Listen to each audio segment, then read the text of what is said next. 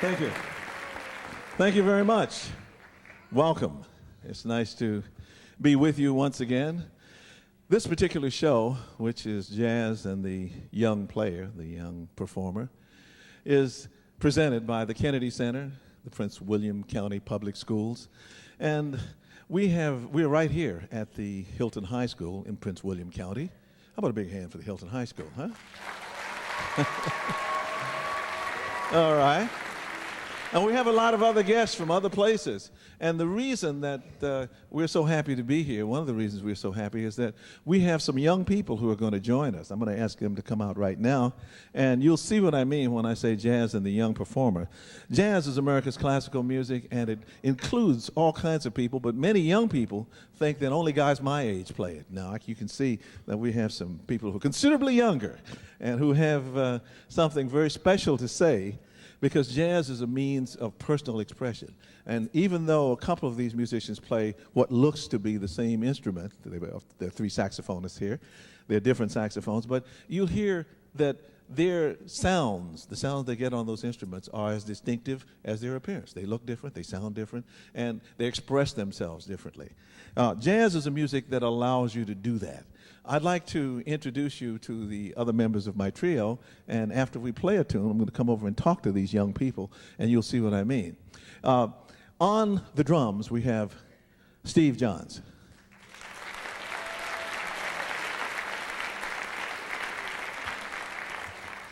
Our bassist is Chip Jackson.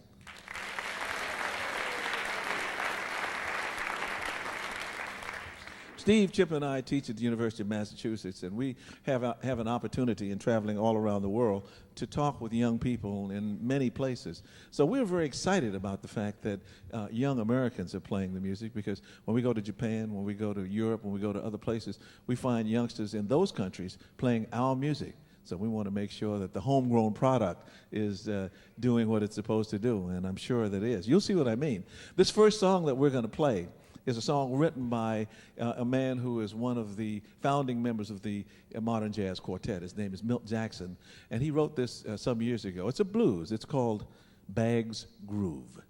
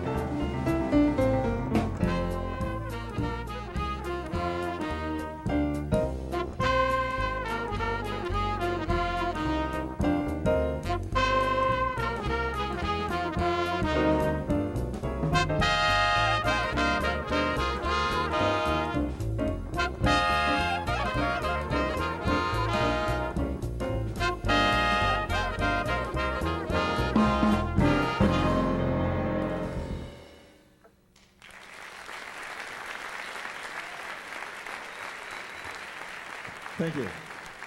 Bag's Groove. Now, I told you I was going to introduce to you some very talented young people. As a matter of fact, I'm going to have them introduce themselves because they're going to tell you where they're from. What's your name? My name is Russell Baker, and I attend Bethesda Chevy Chase High School. And how long have you been playing trumpet? About 6 years. Do you study trumpet? Yeah, with jazz and classical. Which do you like best? Jazz. Who are some of your favorite jazz artists? I guess Lee Morgan and John Coltrane. Lee Morgan and John Coltrane. That's terrific. When you started to play, what was the thing that really made you want to play the trumpet as opposed to, say, the piano or the bass or the drums or some other instrument? Well, I knew it was like a popular instrument, and it received good parts and like in different pieces. So I figured might as well get it, take it. Sure. So that you get the featured part, right? Not right away, but eventually, I guess. Yeah. Well, you do. You play very well. And what's your name? Albert Kettler, Where are you from? Kennedy High School in Montgomery County. How long have you been playing? 8 years. You have a tenor saxophone there, and you get a very lovely sound. You must have worked pretty hard to do that. Yeah, it takes a while to get the sound, but it's also the instrument and mouthpiece you use that contributes to the sound. How does that happen? Well, with a metal mouthpiece, you get a harsher sound, and with a plastic one, you get a little more soft, and everything else just contributes a little bit. What do you like to play best? Do you like to play fast things or rhythmic things or ballads? I like minor blues. Minor blues. Okay, that's good to know. I'll keep that in mind as we go along. All right. What is your name, sir? Keith Ghion, Where are you from? Kennedy High School. Now, you've been doing some other things in addition to going to high school. What have you been doing? I've been away at camp this summer in Interlochen. I also intern now at WDCU in Washington. Where? In Washington. What do you do at WDCU? Right now, pretty much anything they ask, but it keeps me close to the music, which is great. What kind of music do you like best? Jazz. When you went to Interlochen, you played other kinds of music? Yeah, I studied classically a little bit, but I was in the jazz groups there, pretty much. How did you get attracted to jazz? Well, when I first got in high school, really, I started. So they had a great jazz group there, and I just wanted to be in that ever since I could remember. So. Well, you play the alto. Do you play any other instruments? I play the soprano some, but mostly alto. Thank you. What is your name? Bonnie McManaman. What's that you have in your hand? This is a curved soprano saxophone. How long have you been playing the saxophone? 2.5 years. 2.5 years. Great. Now, you played some other instruments before you played saxophone. What'd you play? I played violin for about 9.5 years, and I still play that. Why did you take up the saxophone? Same reason as Keith. I saw my high school jazz band play, and I thought they were pretty cool, so I wanted to play that too. Great. Who are some of your favorites? Some of my favorite artists? Charlie Parker, definitely. Charlie Parker, definitely. Okay, good. Well, as you can see, each of these young people has worked pretty hard. I'm going to ask, I'll start with you. How much do you practice? Whenever I pick up my saxophone, I usually go maybe 2 hours, and if I have time, maybe 3 sometimes. Okay. So you just don't pick it up and just start wailing away, huh? How about you? How much do you practice? Well, as much as I can. Sometimes I get up in the mornings before I go to work, and then come home and practice. So as much as time allows. Great. How about you? I practice whenever I'm in the mood to play the sax. That must be a lot. Okay. I pretty much practice until my lips are too tired to play anymore. Till your lips are too tired to play anymore. Yeah, that sounds familiar. Well, as you can see, it takes a lot of work. You just don't sit down and play or stand up and play a musical instrument without working at it. And to show you the results of some of the things that they do, we're going to play another tune for you. And I have to look and see what this is. Oh, this is by a wonderful trumpet player whose name is Freddie Hubbard. And it's a waltz. It's a little different from the things we've been playing so far. And it's a lovely waltz because it swings in a jazz fashion. It's Freddie Hubbard wrote this. It's called Up Jump Spring.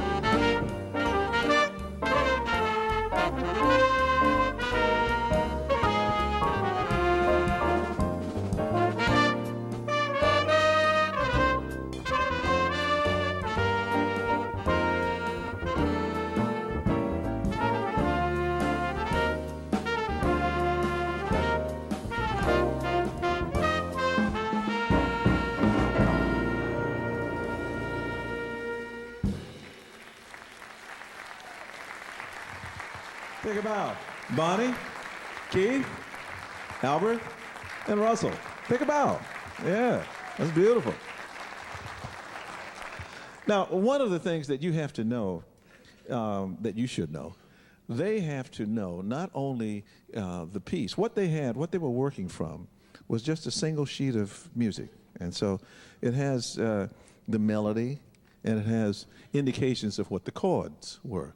That's all. So all they have is the melody that we're deviating from, the things that they're going to build upon. And so that meant that they had to apply their creative instincts and the things that they knew in order to play that solo. Each solo was different because each person had something different to say. And so the idea of doing that spontaneously, if we would play that piece right now, play it again, they play a different solo. In the same way that if I asked you a question and I said, you know, what school do you go to? And I talked to you as I was talking to them a minute ago, you might answer it one way one time. If I ask you again, you might answer it a different way. Same answer, but different words. So that's what they're doing when they play music. They are playing jazz, and what they're doing is adding their own dimension to the music. If I had, say, a couple of students from the Hylton High School band playing these parts, they probably would sound different because their sound would be different, their experience would be different, what they would have to say musically would be totally different. So just to give you a further idea of how the process works and how creative they really are, we have a piece that was written by a very fine composer in jazz. The music we're playing is from the jazz repertoire. And the reason we can do this is because they've studied. They said that their favorite performers were Lee Morgan and John Coltrane and Charlie Parker, some of the people who helped develop the vocabulary, the musical vocabulary that we use. Now, the piece that we're going to play next is called Killer Joe, and it's really based on just two chords. Those two chords. And what the composer did was just take a little simple idea and make up a tune that has a kind of good feeling to it. So Killer Joe sounds like this.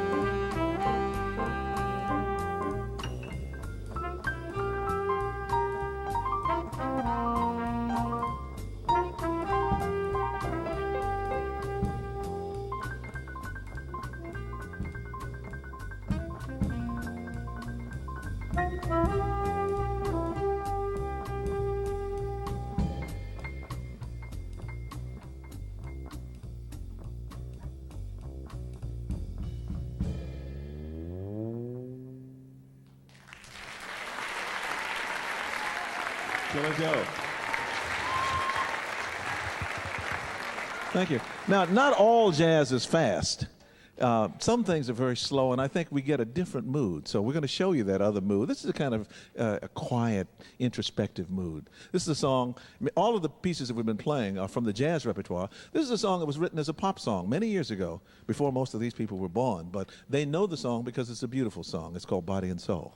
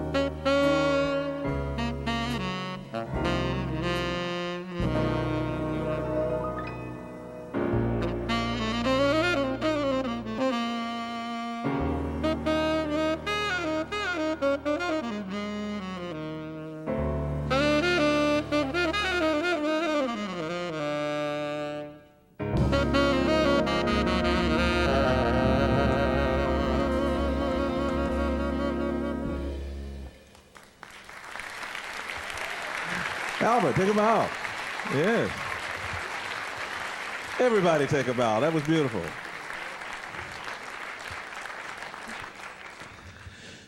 If you want to get in touch with us and you're watching on cable, call 1-800-578-1396. 1-800-578-1396. Now, do we have some? Oh, we do have some questions from the audience. Let's see. Who have we got over here? May we have your question? What's your name, first of all, and where are you from? My name's Carrie Midget, and I'm from Brentsville District. And I was just wondering what it is in jazz that interests you the most. What interests me the most in jazz is the fact that I can play what I feel using that kind of music as a means to do that. So when I play with young people, I play totally different from when I play with my trio or if I were playing with another kind of group. They inspire me to play in the kind of feeling that they are generating. So that's very healthy for me. Thank you for your question. Yes.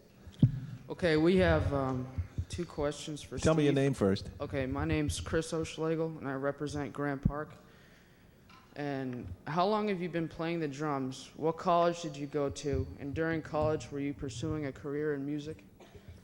Yeah, well, I started playing at the age of 9 from Boston, Massachusetts, and studied with a great teacher in Boston who just left us recently. His name's Alan Dawson. And I studied with him from I was 15 years old till about 17. And then after that, I went to New England Conservatory of Music. And I studied there with Vic Firth and Freddie Buddha. And I played with a big band called Medium Rare Big Band, which used to tour around the country. We did a lot of major jazz competitions and won a lot of them. And I worked around town in Boston around all the different clubs. I worked with Mike Stern, Jeff Berlin, Jimmy Mosier, Miroslav Vitus, and James Williams. And I really started my career in Boston. And then I decided to move to New York in 1982. Thank you. Your name is? Tad Sutton. From? Woodbridge High School. And my question just has one part. It's I was wondering what your big break was in becoming a jazz drummer. My big break? My big break, I guess, is Dr. Billy Taylor right here. That's my big break. Yeah. Yeah. Thank you. Yes. Your name? I'm Tinsley Marshall, and I go to Brentsville District. And my question is, how did jazz start, and who started it? Jazz started in this country. It was created by Africans who were brought to this country as slaves, and they had they were not allowed to bring anything from home. They were not allowed to bring any of the artifacts or any of the musical instruments or any of the things that they used as cultural supports. So first they invented the spiritual, then they invented the work song, because they had to have a means of support, cultural and just to be able to get through the day. So they created music. They found that music helped them a great deal. And in this particular area in the state of Virginia, the drums that they were used to working with and having as a part of their social fabric were forbidden. They were forbidden to play that. So they had to incorporate all of those things. And what we do when we play jazz is to take all of those things and internalize them and play that feeling on the piano, on the bass, on the saxophone, on the trumpet, on other instruments, including the drum. So the feeling is quite different. Jazz is American. It is not from any other place. It was born right here in this country.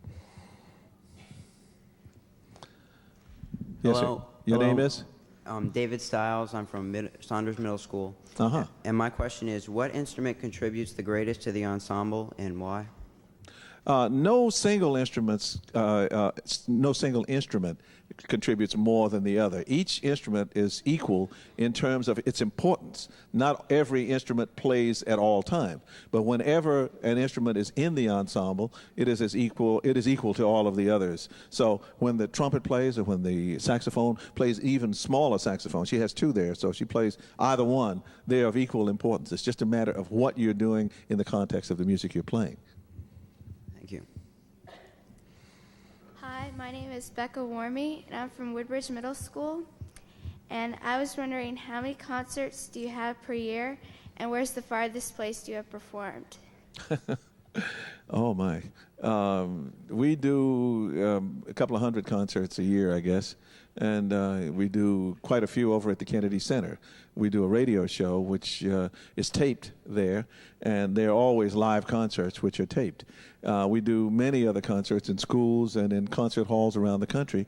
And I guess for me, the farthest two places I've been, oh my goodness, one would be India, I suppose, and the other would be China. They're both in the same same part of the world, but I got to them from the United States, from different places in the United States. So I went from mid-America to Russia, and then on to India, and then I went the other way from New York City to China. So it seemed pretty far. Yes. Hi, my name is Jessie, and I'm from Woodbridge Middle School. And I was wondering how much you need to practice before you have a concert. Well, it's not practicing for a concert unless I'm doing a special thing. For instance, if I'm playing with these young people, the first time we played together was yesterday. And so we had not played together as a group. And I think they really deserve a big hand just for the kind of thing that they do, just yesterday.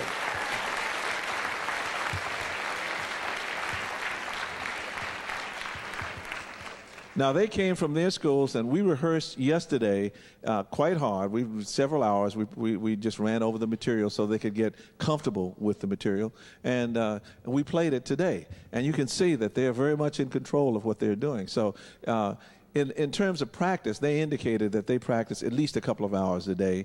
And when time permits, we do too. But we travel so much that we're not always able to do that. Yes.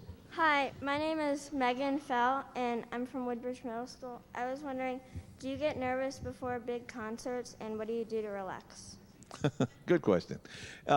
Sure, everybody gets a little nervous because you don't know what's going to happen. For instance, sometimes when I come to a concert hall, I'm not familiar with the piano. It's a piano I have not played. Now, I played this one yesterday, so I feel comfortable with it. But usually I come into the concert hall in the afternoon, and I have to get familiar with the piano, and I don't know whether the piano is going to be responsive or just what. So I'm a little apprehensive. I'm not nervous, but I'm not sure of what is going to happen when I play that particular instrument. So sometimes it takes me a minute to just kind of settle down. Usually I do that by just kind of going off by myself and thinking about what I'm going to do. We have a call from Augusta, Georgia. Can we have that call? Hello? Hello? Hello? Augusta, Georgia. Yes, Billy, I'm just sitting here listening to your music there, and I'm really enjoying it because this is something that I missed from when I was in the military and retired and came back. And I'm just wondering, we don't really hear that much of the classical jazz like you guys are playing today, and I would really like to hear a whole lot more of it on the radio, on the FM stations, and being here in Augusta, Georgia, we hear it a little bit every now and then, like on a segment on Sunday and stuff like that.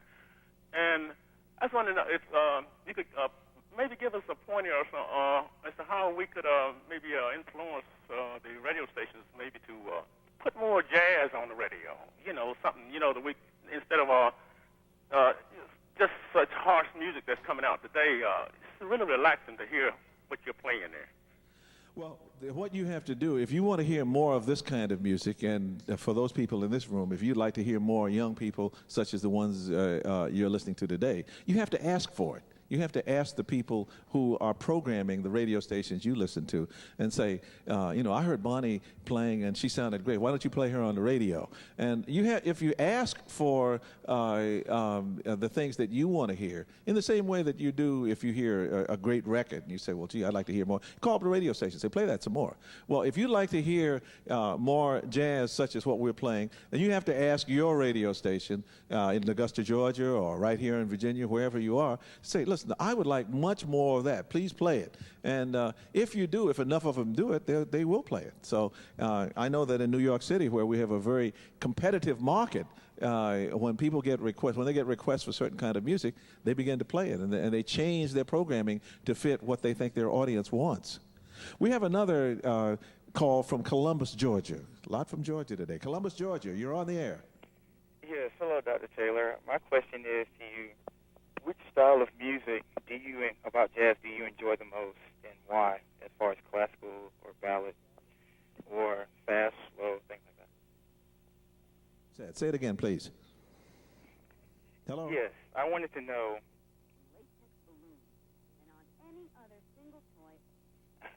I wanted to know what style of jazz do you enjoy the most, as far as slow, fast, ballad, and why? The style of jazz that I enjoy most, personally, actually is a kind of a middle tempo piece because it combines both the slow and the fast. And we're pretty excited about playing different styles of jazz. And so it really is... I get different things from different kinds of jazz. If I play a ballad such as Body and Soul, I feel one way. If I play something like the piece we're going to play in a few moments, I get a totally different feeling, as you would see. Well, we have had a lot of questions that we didn't get to. I'm sorry about that for those of you who had questions we couldn't get to. But we're running out of time, and we'd like to feature these talented young people once more. Now, one thing that we're going to do on this next piece, which was written by Miles Davis, it's called Four. And what we're going to do is to play solos, but we're going to play 4 bars apiece in certain parts, so you can hear conversations between the musicians, and you'll hear somebody taking 4 bars, someone else taking 4 more bars, and you'll hear a conversation like that. So we're going to close by doing that. But before we close, I'd like to thank you for who've been here, those of you who are listening. I'd like to thank the Kennedy Center, the Prince William County Public Schools, all of the students. This is a good-looking group of students. Give yourself a big hand. I mean, hey, yeah, all right. Wonderful. And thank you. You're very responsive. We've enjoyed playing for you. I hope you'll join us again on May 7th. A wonderful musician named Grover Washington Jr. is going to be coming to play for you. He's a wonderful saxophonist. He's got a lot of things that he wants to share with you. He's going to demonstrate some of the things that help him play as well as he does and do the kinds of music that he plays. So you'll have a performance and you'll have a demonstration from this very fine group. Now, this broadcast, and we're very proud of this broadcast was crewed by the Hylton High School TV production students. Big hand for the Hylton High students. I mean, hey, look at that. All right. If you have additional questions and answers, use the internet address for Arts Edge on your screen. That's the Art Edge internet address. So thank you very much, and for all of us up here, we'll see you next time.